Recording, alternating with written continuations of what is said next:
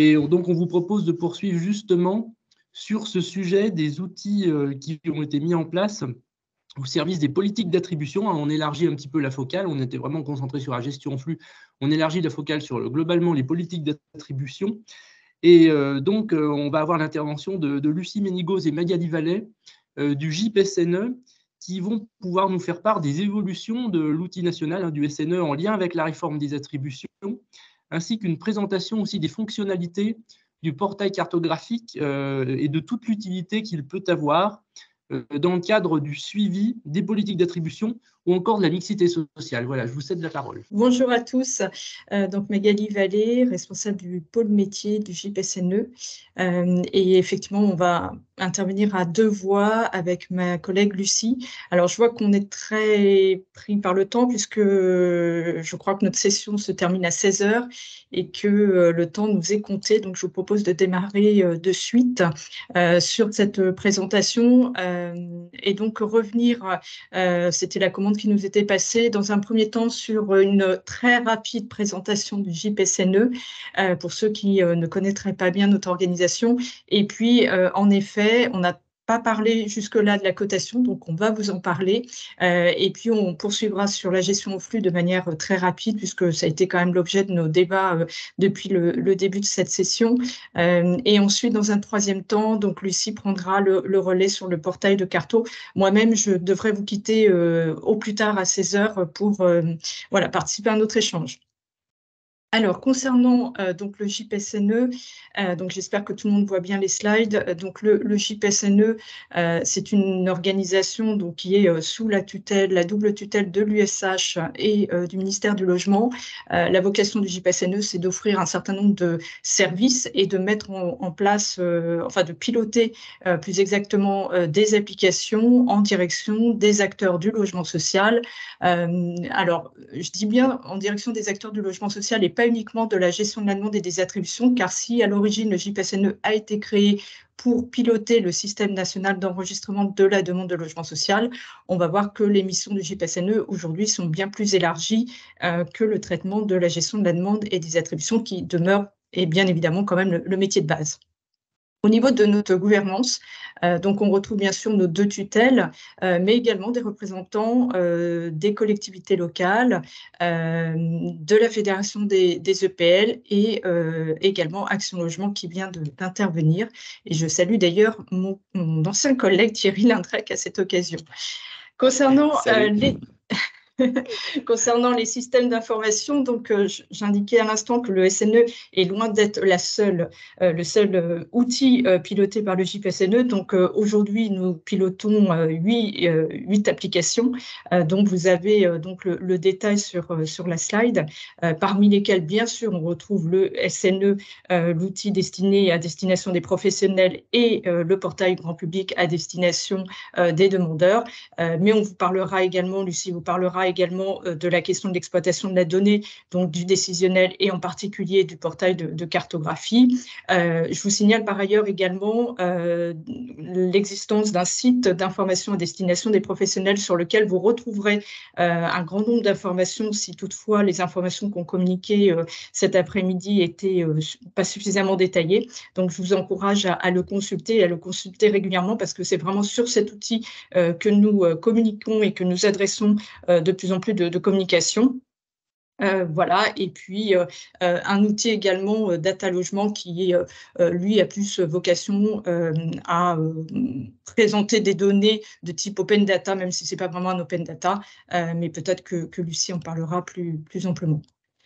Concernant les services, très rapidement, au-delà des applications, aujourd'hui, nous pilotons donc un certain nombre de partenaires, de prestataires qui permettent aux bailleurs sociaux d'avoir la possibilité de faire appel au numériseur national. C'est également des services qui sont destinés à permettre l'envoi des préavis de renouvellement et des attestations de dépôt pour les demandeurs qui passent par guichet. Nous animons également un certain nombre de communautés professionnelles et en particulier la communauté des gestionnaires territoriaux qui sont vraiment nos relais locaux sur les territoires qui relaient donc nos informations auprès des guichets en particulier. Alors, le sujet qui nous a été demandé de présenter, la cotation, un autre, un autre pilier de la réforme de la demande et des attributions. Alors, je ne vais pas vous faire un cours sur la cotation, je pense que vous la connaissez encore mieux que moi, mais simplement pour rappeler que ça reste une aide à la décision, il s'agit d'apporter plus de transparence aux demandeurs et qu'il existe donc aujourd'hui plusieurs outils à destination donc des EPCI qui sont chefs de file dans le cadre de l'élaboration de la cotation. Bien sûr, le module de cotation du SNE dont je vais vous parler, mais également la possibilité pour les EPCI qui sont sur des territoires couverts par des SPTA d'utiliser l'outil du SPTA. Et puis également une troisième option, mais que peu de PCI ont choisi, qui est l'utilisation d'un outil ad hoc. Alors, bien entendu, quel que soit l'outil, le fruit de la cotation se déverse dans le système national d'enregistrement de la demande, comme on va le voir tout à l'heure au niveau de l'information du demandeur et des professionnels. Alors, la cotation, là aussi très rapidement, ce n'est pas qu'une note, ce n'est pas qu'un chiffre. Il y a en fait trois composantes. Il y a bien sûr la note qui permet donc aux demandeurs, au regard d'un certain nombre d'éléments de profil et de critères définis par le PCI dans sa grille de cotation, de préciser le caractère plus ou moins prioritaire de sa demande, mais afin d'apporter de la transparence aux demandeurs par rapport aux modalités de désignation et d'attribution, cette note est complétée par ce qu'on appelle des indications de positionnement. On va le voir tout à l'heure également, le demandeur a la possibilité de connaître la note minimale, la note maximale, ainsi que la médiane. Et puis enfin, une durée moyenne d'attente au regard de la typologie, de la localisation recherchée. Donc, c'est vraiment des points importants à souligner parce que parfois, très rapidement, on pense que la cotation, c'est juste une note, mais ça va bien au-delà et ça peut être extrêmement précieux pour le demandeur d'avoir accès à ces informations.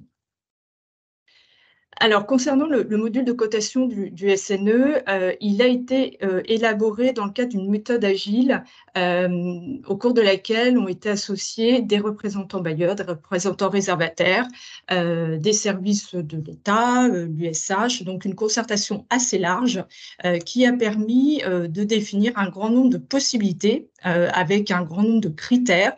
Alors, des critères, bien sûr, dans lesquels on retrouve les critères de priorité du CCH, des critères qui permettent de prioriser des éléments de profil au regard d'informations saisies dans le CERFA.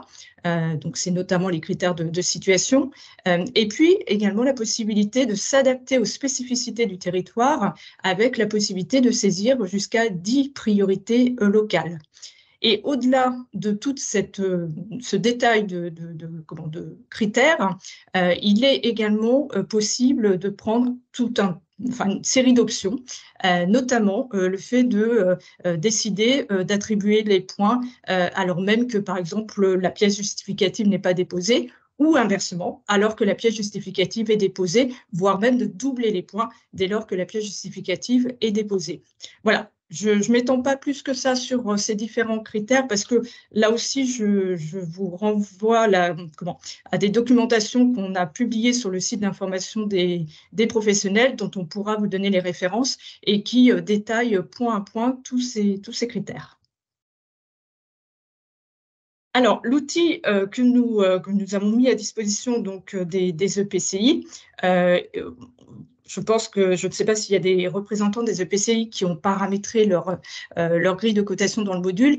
Il se veut assez simple. On va voir quelques copies d'écran et à la portée du plus grand nombre. C'était une volonté forte d'encourager les EPCI et de les accompagner dans l'utilisation dans la mise en œuvre de la cotation.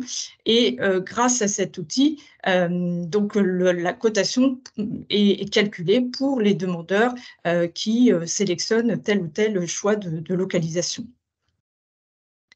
Voilà, donc ça, c'est une première copie d'écran, de l'écran d'accueil. Donc, on voit une série d'onglets Et donc, l'EPCI se connecte. Alors, il y a une petite démarche à faire pour permettre à l'EPCI de disposer d'un compte Cerber, qui est donc le SSO qui permet d'accéder à un certain nombre de nos applications. Et une fois que l'EPCI a son compte Cerber, il a accès donc à ce module de cotation du SNE avec voilà, la possibilité de paramétrer jusqu'à 64 critères et puis toute une série d'options. Parmi ces options, il a la possibilité, par exemple, de définir une cotation distincte selon que la demande est une demande classique, primo-demandeur, ou une demande de mutation. Au niveau du paramétrage, il peut, pour chacun des critères, définir une cotation entre 0 et 1000. Donc, on voit l'étendue des possibilités. Et il peut également, sur un certain nombre de critères dits facultatifs, les sélectionner ou au contraire ne pas les sélectionner. Donc, ça, c'est au choix de l'EPCI. Parmi donc je l'indiquais tout à l'heure, parmi les options, et j'attire votre attention sur cette spécificité, la fameuse option qui concerne la question des pièces justificatives. Pourquoi j'insiste sur ce point-là? C'est que beaucoup de PCI ont choisi l'option 2, c'est-à-dire de permettre le calcul des points à partir du moment où le demandeur dépose ses pièces justificatives. Alors, bon, il y a toujours l'option 1 possible, mais très peu de PCI sélectionnent cette option 1. Alors, ça pose quand même la question de la capacité des demandeurs à alimenter ces pièces justificatives. Et parfois, c'est vrai que pour un certain nombre de demandeurs dans des situations de grande fragilité, ce n'est pas toujours très simple de disposer de l'intégralité des pièces et de pouvoir voilà, les déposer ou les faire parvenir à un guichet.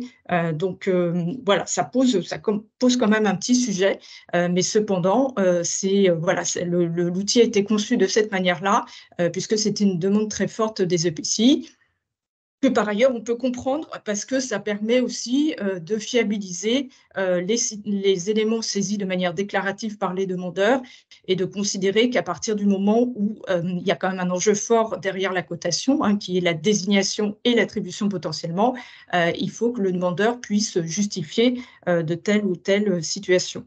Donc, voilà, c'est quelque chose d'important à avoir, en tout cas, à l'esprit lorsque les EPCI paramètrent leur cotation.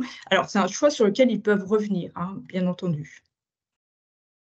Alors, autre zoom que je voulais faire cet après-midi, c'est sur la mise en visibilité des demandeurs. Pourquoi? Parce que là aussi, c'était une demande forte des EPCI. On a donné la possibilité aux EPCI de ne pas mettre en visibilité immédiatement la cotation vis-à-vis des demandeurs, c'est-à-dire de pouvoir la tester uniquement entre professionnels, sans mise en visibilité pour le demandeur sur le portail grand public. Alors, à compter du 31/12, enfin, à compter du 1er janvier, date à laquelle normalement les EPCI soumis à obligation doivent avoir délibéré et mis en œuvre leur cotation, va intervenir une petite évolution dans le module de cotation du SNE. Donc là, c'est une manière d'encourager encore plus fortement les EPCI à mettre en visibilité dès lors que la cotation est intégrée à un PPGDID validé et donc avec effectivement là, cette fois-ci, une mise en visibilité automatique dès lors que le PCI nous signale que sa cotation est officielle, a été adoptée. Et donc, voilà, le ministère nous a demandé de conduire cette évolution afin de respecter également les dispositions légales qui veut que, normalement, les demandeurs doivent avoir accès à la cotation. Autre point d'attention également sur la question des critères locaux. Je sais que les EPCI sont assez friands de ces critères locaux et on peut le comprendre parce que ça permet vraiment de prendre en compte un certain nombre de spécificités locales. Là aussi, attention, prudence, c'est des critères locaux qui, par définition, sont spécifiques, donc qui doivent faire l'objet d'une saisie manuelle par les guichets. Ça pose la question de l'application de ces critères locaux pour tous les demandeurs qui passent par le portail grand public et qui, eux, n'ont pas accès aux professionnels et donc pas la possibilité potentiellement d'émarger ces critères locaux. Donc là aussi, probablement que pour les EPCI qui ont fait ces choix-là, un bilan de l'utilisation de ces critères locaux et des effets de ces critères locaux pourrait être intéressant parce que ce n'est pas sans effet sur la question de l'équité de traitement des demandeurs. Pour autant, ça répond bien sûr à des préoccupations locales et c'est extrêmement important que l'outil puisse le proposer. Et encore une fois, jusqu'à 10 critères locaux, c'est pas mineur. Voilà, donc pour terminer rapidement sur la cotation, là vous avez les écrans quand le PCI a décidé de mettre en visibilité auprès du demandeur. Donc le demandeur, il a accès sur le portail grand public, sur son espace, non seulement à la grille de critères, à sa propre note, au détail de sa note. Ça, c'est extrêmement important pour lui aussi se repérer sur son positionnement. Et puis, je le disais, son positionnement ainsi que le délai moyen d'attente. Et côté professionnel, même chose du côté de la web app du SNE, avec là aussi la possibilité de télécharger la grille de cotation, d'avoir accès à l'ensemble des demandes cotées et la possibilité pour les guichets qui travaillent sur leur propre système d'information de disposer de ces mêmes informations par le canal des web services. Alors, en matière d'accompagnement des EPCI, nous avons mis en place un certain nombre d'actions. Nous avons en particulier formé les gestionnaires territoriaux et produit un guide à destination de l'ensemble des acteurs concernés, ainsi que tout un process pour faciliter l'accès à la création du compte Cerber et toutes les informations, y compris des retours d'expérience d'un certain nombre de territoires qui nous ont communiqué, par exemple, des flyers sur la manière de bien communiquer auprès des demandeurs sur la cotation. Donc là aussi, je vous encourage très fortement à consulter notre site d'information des professionnels. Voilà pour la cotation. Donc très rapidement sur la gestion flux, simplement pour rappeler qu'aujourd'hui, au niveau du JPSNE, une réflexion va être engagée pour travailler sur les besoins et les attentes des acteurs, notamment en matière de suivi de la mise en œuvre de la gestion au flux. Ce qu'on peut dire aujourd'hui, c'est que d'ores et déjà, au niveau des décisions Caléol, le bailleur a obligation de saisir le réservataire désignataire, que ça permet donc d'avoir de la lisibilité sur les contingents. Il existe par ailleurs dans l'infocentre un premier outil, un tableau de bord sur lesquels, alors qu'il demande à être amendé et à être ajusté, mais sur lesquels on retrouve un certain nombre d'informations qui nous sera tout à fait précieuse dans la mise en œuvre de la gestion au flux. Donc voilà sur la gestion au flux. Nous, il nous semble qu'aujourd'hui, nos travaux doivent nous conduire à produire les éléments de suivi attendus par les acteurs pour l'ensemble des réservataires et sur donc l'ensemble des contingents. Et je laisse ma collègue Lucie Ménigos poursuivre, puisque c'est une bonne transition vers les outils de la data et compléter mes propos sur la gestion en flux si nécessaire. Oui, merci. Alors effectivement, sur la gestion en flux, Magali a tout dit, donc je ne vais pas forcément compléter. Juste peut-être un point qui peut interroger un petit peu, puisqu'effectivement, on mentionne des données disponibles dans l'infocentre aujourd'hui. Justement, un des axes de travail qui est en cours, c'est de donner la possibilité d'accéder à ces informations-là ailleurs que dans l'infocentre, donc dans l'outil statistique, on va dire, pour que les acteurs qui ont besoin d'accéder à cette information de suivi, notamment dans le cadre de la gestion en flux, mais aussi sur d'autres aspects réglementaires, puissent le faire directement dans les outils dédiés. Donc ça, c'est un travail qui est en cours et sur gestion en flux, un certain nombre de travaux vont être menés collégialement avec les différents acteurs pour pouvoir aboutir à ce fameux reporting dans le courant du premier trimestre 2024. Le dernier point qu'on vous proposait d'évoquer, c'est sur le portail de cartographie, alors qui est un pan un petit peu à part dans les outils du GIP. On vous a mis dans la présentation un certain nombre d'éléments. On ne va pas forcément tous les aborder, d'autant qu'on est un peu limité par le temps. Ce que je vous propose, c'est simplement de rappeler un petit peu le cadre assez global du portail de cartographie, simplement pour repréciser son fonctionnement actuel. On a bien conscience qu'il pose un certain nombre de difficultés sur certains territoires et c'est plutôt des éléments pour expliquer pourquoi il fonctionne de la manière dont il fonctionne. Je vous le montrerai rapidement pour ceux qui ne le connaîtraient pas encore parmi les participants. Je vous montrerai un petit peu à quoi ça ressemble. Et puis surtout, je vous propose d'évoquer avec vous les évolutions qui sont prévues sur 2024, puisque le portail de cartographie a fait l'objet d'un chantier prioritaire dans le cadre de la feuille de route du GIP SNE et donc va faire l'objet d'un certain nombre d'évolutions au cours de l'année 2024. Simplement sur le cadre réglementaire, juste c'est une précision sur l'objectif qui était assigné au portail de cartographie, c'était d'avoir un portail de visualisation en réalité, et le terme de visualisation est important des données. C'est comme ça qu'il avait été inscrit avec plusieurs objectifs qui en fait étaient inscrits dans la loi égalité-citoyenneté, de pilotage des attributions de logements, de transparence de l'occupation du parc social et de répartition de l'offre de logements sociaux sur l'ensemble du territoire. Et je pense que ce qui est important à avoir en tête, c'est que quand il a été conçu et mis en œuvre, il était véritablement conçu comme un outil supplémentaire et complémentaire au service des politiques d'attribution. Donc, il ne venait pas se substituer à des outils locaux, mais plutôt avoir une vision en plus qui permettait, par exemple, d'avoir des comparaisons de territoires, des choses comme ça. Donc, parmi les objectifs et notamment de partager un certain nombre d'informations entre les acteurs, de pouvoir permettre à ce que tous les acteurs aient le même niveau d'information. Et donc, il venait plutôt au service d'une coopération entre les acteurs. Et c'est comme ça que tout le process d'habilitation, d'accès, mais aussi de données disponibles était prévu dans son déploiement, en tout cas dans sa version initiale. Et je rappelle juste quelques petits points en fait, qui permettront peut-être d'éclairer un certain nombre d'échanges qu'on peut avoir avec certains d'entre vous sur des contraintes qui sont perçues sur l'utilisation du portail de cartographie, qui relève plutôt de ce qui est écrit, puisque le portail de cartographie est en fait régi par un article du CCH, que je rappelle ici, qui en fait confie au GIP-SNE l'exploitation des données qui sont recueillies auprès des bailleurs, donc des données aux ménages qui sont recueillies, et qui en fait conditionne la rediffusion des résultats et des données à une restitution qui ne permette pas l'identification des personnes, d'où un certain nombre de règles qui sont définies dans le portail, qui vous embêtent un petit peu parfois pour ceux qui ont des accès, mais qui en fait s'inscrivent dans ce cadre-là. Et juste une précision complémentaire pour ceux qui n'auraient pas vu passer l'information, mais historiquement sur les données d'occupation du parc social, on avait le déversement dans l'outil de cartographie.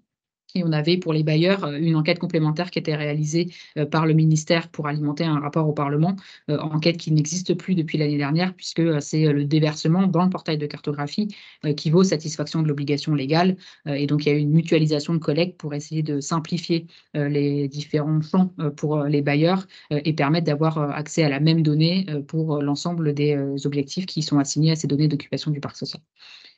Je ne vais pas rentrer dans le détail sur les conditions d'accès et de sécurité des données. Je vous les ai mises plus pour que vous les ayez dans le support qui sera restitué.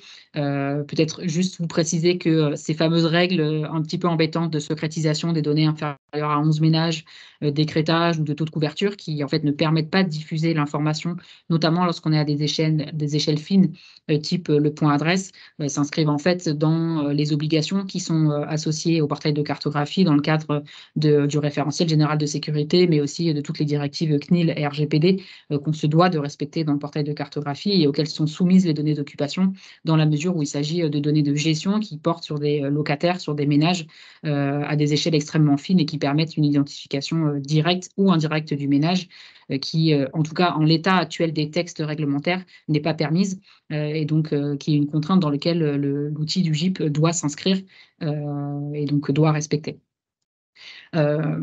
Pour ceux qui n'auraient pas les accès, il y a un certain nombre de collectivités en aura qui ont accès déjà au portail. On vous rappelle simplement sur cette slide les conditions d'accès à ce portail, puisqu'il est soumis à la signature d'une convention pour les collectivités, qui est une convention tripartite entre le GIP, la RHLM et la collectivité, qui permet de tout simplement acter les modalités d'utilisation et qui permet aussi d'acter la nécessité pour les collectivités d'associer associer les bailleurs à l'élaboration de diagnostics qui sont réalisés à partir de leurs données.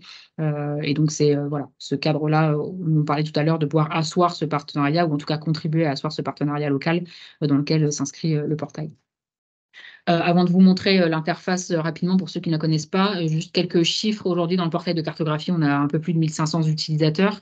J'ai regardé rapidement hier, on a à peu près 250 qui sont sur la région Aura. France entière, on a 600 conventions pour les bailleurs sociaux, ce qui est assez logique, c'est à peu près l'ensemble des organismes qui sont soumis à l'enquête OPS. Et côté collectivité, on en a un peu plus de 350 qui ont signé une convention et dont la convention est active France entière. Et on en a 54 qui ont été signés en Aura par des EPCI et quelques conseils départementaux qui ont également accès à de l'information à l'échelle du point adresse sur votre région. Si ça vous va, je vous montre juste le portail rapidement. La manière dont fonctionne le portail, en fait, c'est un croisement entre deux sources de données. Une première source de données qui est le répertoire du parc locatif social. Normalement, vous voyez mon écran.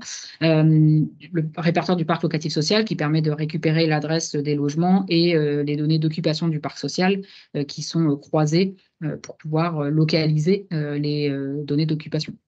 Et donc, on arrive sur une interface qui propose un certain nombre de fonds cartographiques qui peuvent être changés en fonction des besoins ou des appétences des uns et des autres, et surtout qui permet d'accéder à un certain nombre d'échelles, alors qui sont soit des échelles administratives de données, les échelles classiques, hein, communes, PCI, département, région, mais aussi et surtout des échelles infracommunales.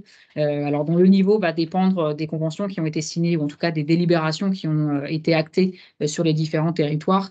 En région Auvergne-Rhône-Alpes, c'est du point adresse, si ma mémoire est bonne. Donc, en réalité, vous avez accès à l'intégralité des informations jusqu'au point adresse. Vous pouvez avoir des échelles résidences, on va y revenir. Je sais que c'est un point important pour vous sur l'échelle des résidences. Et puis, quand on remonte un petit peu, le carreau HLM, carreau INSEE, les QPV et les IRIS, qui permettent d'avoir un niveau d'analyse relativement fin, même si il y a une application de secret statistique sur l'intégralité de ces échelles-là, et que bien évidemment, plus on va finement, plus le secret statistique, pour éviter de reconnaître les ménages directement ou indirectement, va s'appliquer. Donc ça, c'est les visibilités de couches. Dans le portail de cartographie aujourd'hui, vous avez un historique des données qui va de 2016, mais alors pour des données communales, à 2020, à partir de 2018, 2020, 2022, qui sont les échelles infracommunales, et la collecte 2024 qui va démarrer en milieu d'année prochaine, avec des données qui seront chargées progressivement dans le portail région par région. Et donc, je le disais, sur un certain nombre d'indicateurs que vous voyez ici, c'est pareil, vous aurez la liste pour ceux qui ne les connaissent pas dans le support. Ce n'est pas tous les indicateurs de l'enquête OPS classique, puisque ça, je ne l'ai pas dit tout à l'heure, mais le portail de cartographie est en fait régi par un comité de pilotage qui réunit les représentants des organismes de logement social, à la fois HLM mais aussi SEM, qui réunit les représentants des services de l'État et également les représentants des collectivités. Et dans ce cadre de comité de pilotage, avait été défini un certain nombre d'indicateurs prioritaires au moment de la mise en œuvre du portail, qui sont ceux qui existent aujourd'hui. Avec des choix qui ont été faits. Par exemple, sur les emménagés récents, il y a assez peu d'indicateurs, mais qui est aussi lié au fait que les données sont assez vite secrétisées. Et je le signale puisque ça fait partie des points d'évolution que je vais évoquer juste après. Et rapidement, sur des fonctionnalités, vous allez récupérer en tant que collectivité, vous allez pouvoir télécharger des données communales ou infracommunales, et ou infracommunales, visualiser les cartes, à certaines échelles, pouvoir télécharger des portraits de territoire qui sont déjà préconstitués. Et puis, il y a un certain nombre de fonctionnalités qui sont réservées aux bailleurs pour déverser les données OPS, corriger des adresses lorsque les adresses posent question dans le portail pour pouvoir localiser finement des logements. Et puis, simplement, une dernière fonctionnalité que je vous présente, puisque c'est une nouveauté de ces dernières semaines, un outil qu'on appelle de zonage à façon, qui vous permet d'agréger un certain nombre d'échelles, voire même d'agréger des échelles entre elles, pour pouvoir constituer vos propres territoires d'analyse et calculer l'ensemble des données présentes sur le portail sur cette échelle de référence. Les évolutions qui sont prévues en 2024, comme je vous le disais, le portail de cartographie est un chantier prioritaire pour le JPSNE. Merci. Avec un certain nombre de travaux qui sont prévus sur l'année 2024. que je vous mets tout de suite. On a un chantier qui est lié à l'intégration des nouveaux quartiers prioritaires de la ville, les nouveaux QPV qui vont intervenir en début d'année prochaine avec un portail qui va recalculer l'ensemble des millésimes, donc depuis 2018, recalculer l'ensemble des données sur ces nouveaux QPV. On a, et ça c'est un sujet qui nous est beaucoup remonté, le projet d'intégration en masse d'une échelle résidence, donc une échelle intermédiaire entre le point adresse et le carreau HLM, puisqu'aujourd'hui c'est un principe qui veut que le bailleur dessine les résidences et les mette en visibilité. L'objectif c'est de faciliter les travaux et donc d'intégrer cette échelle résidence avec des travaux qui sont déjà engagés pour pouvoir définir le process et faciliter les choses. Et donc ça, c'est pareil, c'est prévu pour début 2024. L'intégration de nouveaux indicateurs, qui est aussi quelque chose qui est très demandé par les utilisateurs, des indicateurs sur les emménagés récents, dans la limite de ce qu'on pourra faire en application des règles de secrétisation, et également l'intégration d'indicateurs composites, donc croisés, pour pouvoir croiser un certain nombre d'axes d'analyse qui sont là aussi des demandes d'utilisateurs assez récurrentes. Et puis, je le disais tout à l'heure, on a le lancement de la collecte OPS 2024 qui va intervenir a priori à l'été prochain. Simplement, un point de vigilance, c'est que je ne peux pas aujourd'hui vous donner de calendrier sur le déploiement de ces différentes évolutions, tout simplement parce qu'une grande partie d'entre elles, en tout cas QPV, en partie résidence et nouveaux indicateurs, sont en réalité dépendants de la publication d'un certain nombre de textes réglementaires, notamment le décret applicatif de 3DS sur les résidences à enjeu de mixité, et qu'on sera en capacité de prévoir et de travailler sur ces fameux indicateurs à partir du moment où on aura l'intégralité des textes et des plannings possibles.